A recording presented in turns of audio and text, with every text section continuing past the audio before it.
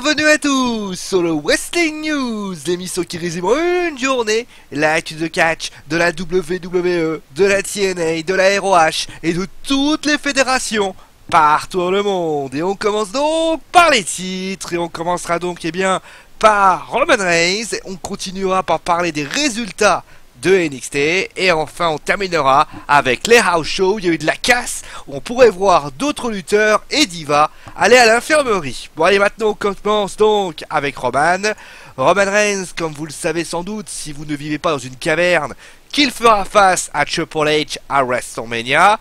Et si vous avez le réseau 3G, vous avez sans doute remarqué le traitement qu'a reçu John Cena depuis de longues années est en train d'être le même pour Roman Reigns, faisant de lui une figure controversée de la lutte professionnelle. Maintenant la grande question est de savoir, est-ce que cela va faire douter la WWE et ainsi le faire changer d'avis? Eh bien la réponse est non.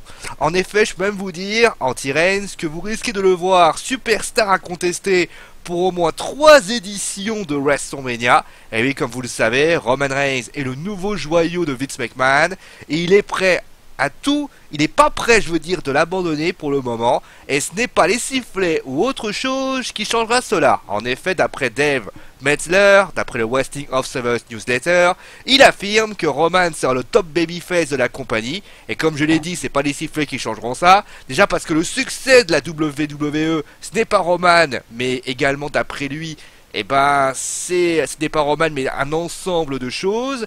Et surtout, être sifflé, c'est aussi une preuve qu'on le remarque, comme un certain John Bono Cena, on pourrait voir traîner à WrestleMania, et ainsi ça rapporte, entre guillemets, de l'argent. Donc finalement, ne soyez pas étonnés si Roman redevenait champion. D'ailleurs, ne soyez pas étonnés non plus s'il n'était pas là lundi. Les plans seraient de le garder éloigné pour continuer la rivalité entre Ambrose et Triple H pour Road Block. Ah ouais, comme ça en tout cas, commence à tirer plus de hits après passer derrière un lutteur populaire. On peut dire une chose, brevez-vous et bravo la WWE. Bon allez, on continue maintenant avec les résultats de NXT, donc le show de NXT qui donc a vu un match entre les Vaudevillians qui a battu Hugo Knox et Tucker Knight suite à un Neckbreaker. Un match féminin a lieu ensuite et il voit la victoire d'Emma face à Santana Garrett suite à un Emma Locke.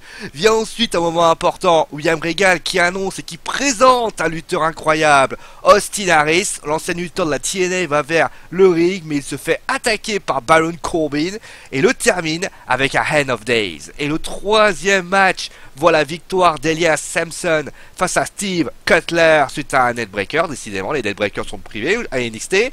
Et enfin, le main event, Neville contre Finn Balor.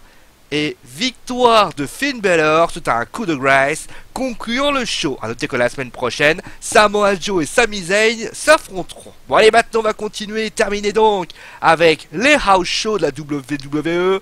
C'est vrai qu'on s'était dit, voilà, après c'est vrai que le flopé de blessés à la fédération, on s'est dit que voilà, que la WWE était débarrassée enfin des blessés. Et la réalité a de nouveau frappé. En effet, durant les house shows de ce week-end, les fans ont signalé plusieurs blessures apparentes de certaines superstars et divas. Alors déjà nous avons Charlotte, c'est la photo à droite. La championne des divas aurait perdu beaucoup de sang suite à un coup de genou de Becky Lynch au visage. L'arbitre a dû stopper tellement la blessure au nez était assez sérieuse.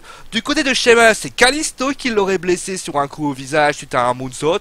Maintenant, il a pu terminer le combat, ce qui peut signifier aussi que ce n'est pas trop grave.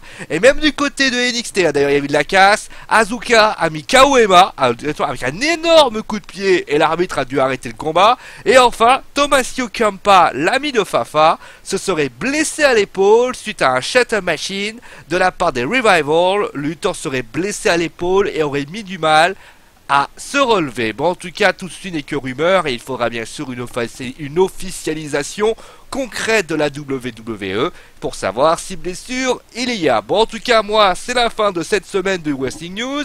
J'espère qu'il vous a plu. Demain, vous me retrouverez encore parce que j'aurai tué Fafa une nouvelle fois. Donc, vous retrouverez, on parlera, comme j'ai déjà dit, de WrestleMania 32. On fera vraiment un point très central sur WrestleMania 32. On fera une preview de WWE Raw. Je vous rappelle bien sûr qu'il y a la FAQ des 500 abonnés. Si vous avez des questions à nous poser, j'ai vu des questions sur le catch, hein, si vous avez des questions posées sur toutes les personnes présentes dans l'équipe, que ça soit Leg Bass, Lee, Shin, Fafa, Colline ou tous les autres. N'hésitez pas bien sûr à poser vos questions. On vous les répondra avec honnêteté et humour. Sur ce, passez un bon dimanche. Enfin plutôt, passez une bonne soirée de dimanche parce qu'il est 21h quand même. Et donc, prenez soin de vous, amusez-vous bien. Moi je continue à tuer Fafa et ciao tout le monde. Fafa, merci.